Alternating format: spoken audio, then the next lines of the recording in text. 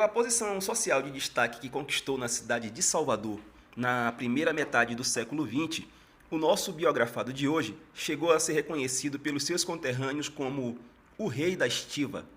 A posição de prestígio financeiro o transformou em maçom e o fez figurar no livro As Elites de Cor na Bahia, escrito pelo antropólogo Tales de Azevedo, além de servir de inspiração para a construção de alguns personagens de romances distintos de Jorge Amado. Pierre Verger o citou como um nome ilustre da Bahia em seu livro Retratos da Bahia por causa da posição social que exercia na década de 40. A primeira reforma do Pelourinho, na década de 1970, teve o nosso biografado como patrono e contador de histórias que só ele sabia. Foi chamado pelas autoridades políticas da época para resgatar uma parte esquecida do Pelourinho. Ficaram curiosos para conhecer um pouco mais sobre a vida de nosso biografado? Então, nos acompanhe nessa viagem no tempo em terras soteropolitanas.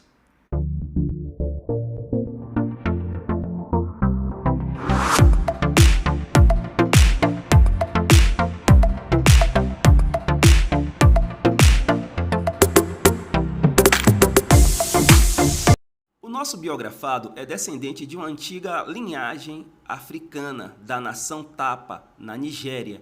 Teve educação esmerada, falava iorubá, inglês, francês e alemão. O seu nome de batismo é Miguel Arcanjo Barradas Santiago de Santana, popularmente conhecido como Miguel Santana, filho de João Faustino de Santana e Adelina Barradas. Miguel Santana nasceu no dia 29 de setembro de 1896, dia de São Miguel, às 17 horas, exatamente na hora em que a procissão ia passando no Beco do Mota, em uma das ruas mais populares do Pelourinho, a Rua Maciel de Cima, local em que seus pais moravam.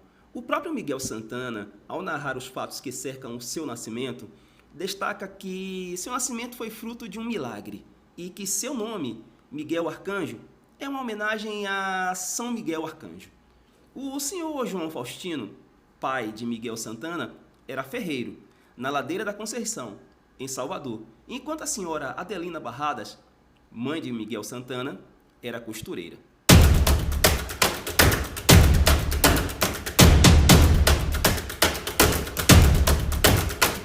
Aos 8 anos de idade, Miguel Santana ficou órfão e foi morar com sua tia e madrinha, Dona Delfina Pacheco Costa, e seu marido, Adão da Conceição Costa, que era chefe da estiva, naquela época, em Salvador, na Companhia Docas da Bahia.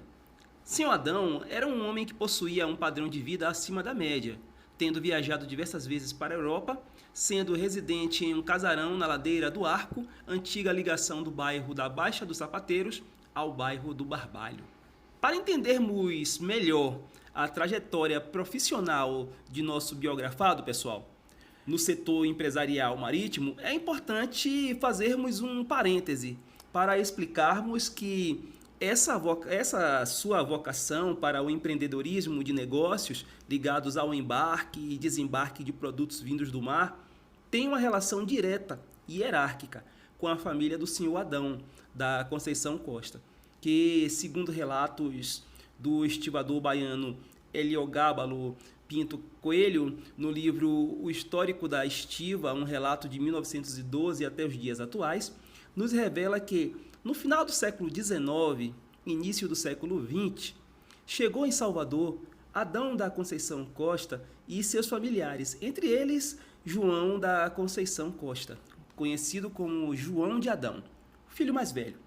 Nascidos e criados em territórios africanos sob o domínio da Inglaterra, fluentes em várias línguas estrangeiras, familiarizados com todos os processos de comercialização portuária, imediatamente dominam o porto marítimo de Salvador, do qual se tornam, segundo Heliogábalo Pinto Coelho, senhores feudais marítimos.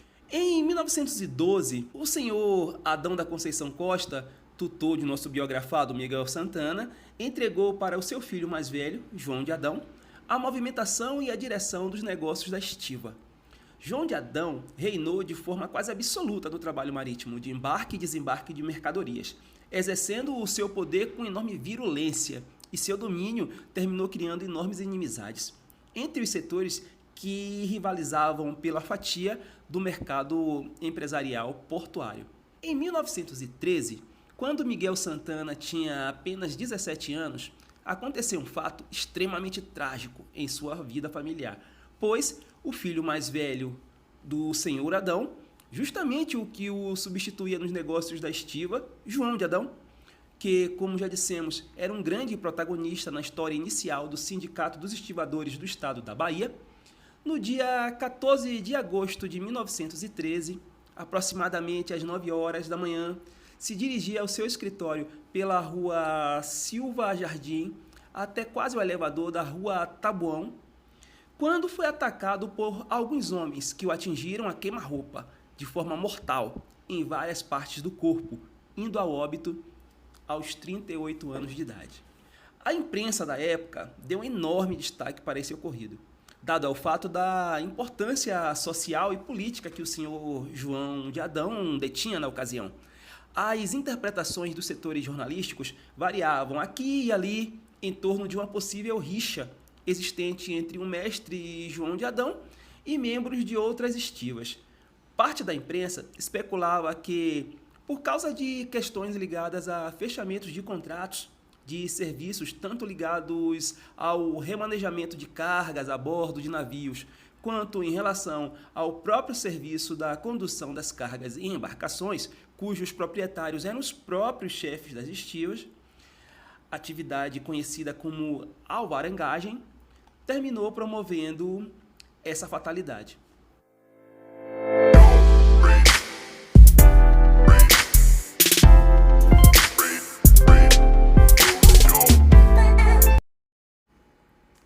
Esses fatos relatados por nós sobre os familiares de Miguel Santana servem como um guia para entendermos melhor o que levou a desenvolver uma carreira promissora no setor da estivagem, do trabalho portuário, visto que Miguel deu continuidade ao trabalho de seu tutor e do filho dele.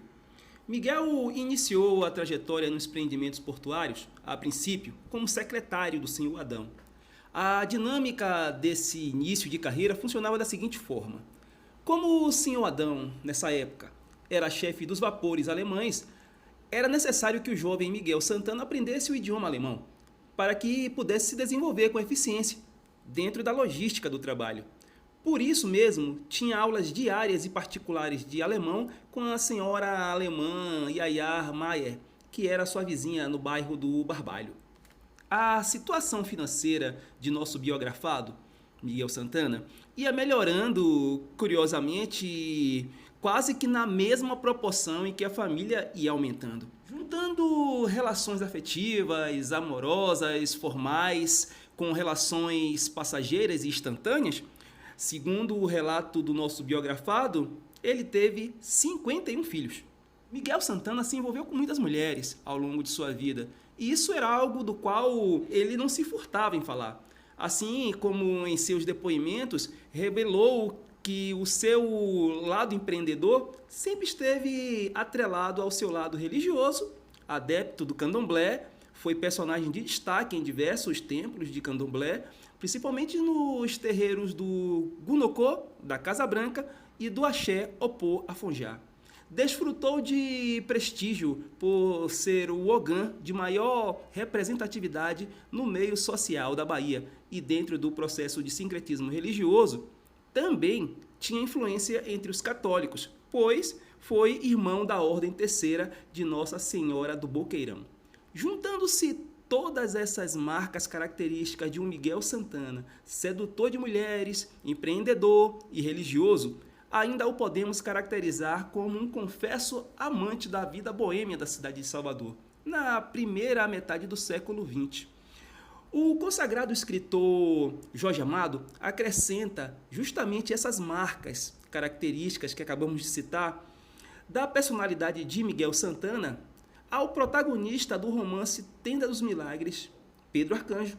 É muito oportuno destacar também a questão do relacionamento de proximidade que Jorge Amado tinha com Miguel Santana, extraindo um trecho de um importante depoimento desse romancista, registrado numa conversa com sua editora francesa, Alice Raylat, em que ele revela o seguinte: Pedro Arcanjo, personagem principal de Tenda dos Milagres, é a soma de pessoas diferentes, mas uma delas é Miguel Santana, o Baré, que foi um personagem importantíssimo na vida de Salvador, na vida do povo.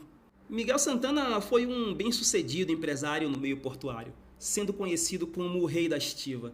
Entre as ações empreendedoras que ele tocou, a que mais te trouxe lucros foi certamente a alvarengagem, que consistia em transportar mercadorias de uma alvarenga, de um saveiro, para uma embarcação não atracada no cais ou nas docas. Nessa época da grande prosperidade financeira, Miguel ajudou muitas pessoas, sem impor condições ou medir dificuldades, tanto as pessoas conhecidas quanto as desconhecidas. Era um sujeito mão aberta.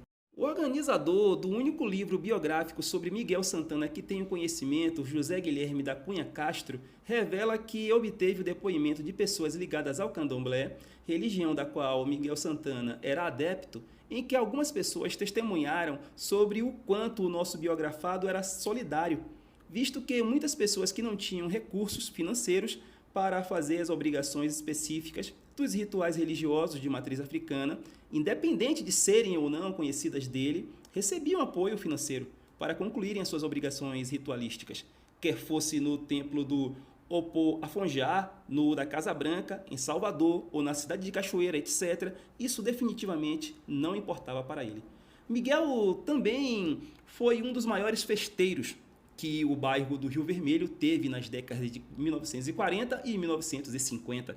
Em sua residência, promoveu inúmeras e grandes festas, com a presença de conjuntos musicais, inclusive por ocasião dos festejos do Rio Vermelho, realizada no verão, logo após as apresentações públicas no Largo de Santana. As pessoas iam para a casa de Miguel para novas exibições festivas. Em seu processo de ascensão econômica, Miguel Santana chegou a ser considerado um homem rico pelos padrões financeiros da Bahia na época, nos anos 30. Os problemas financeiros de Miguel Santana vieram à tona após uma longa fase de fartura financeira com a abertura de estradas e rodagem, uma vez que o serviço de estiva e alvarengagem enfraqueceram muito, levando seu empreendimento, infelizmente, à falência. É ele o estivador, seu swing é o suor. Toda nega faz amor com ele, toda branca tem maior tesão. Areia de bambuzu na pele, vem judiar pra tudo. Toda nega faz amor com ele, toda branca tem maior tesão. Areia de bambuzu na pele, vem judiar pra tudo. Todo hino guerreiro é de canto e de samba, é como no coração, luta pela divisão.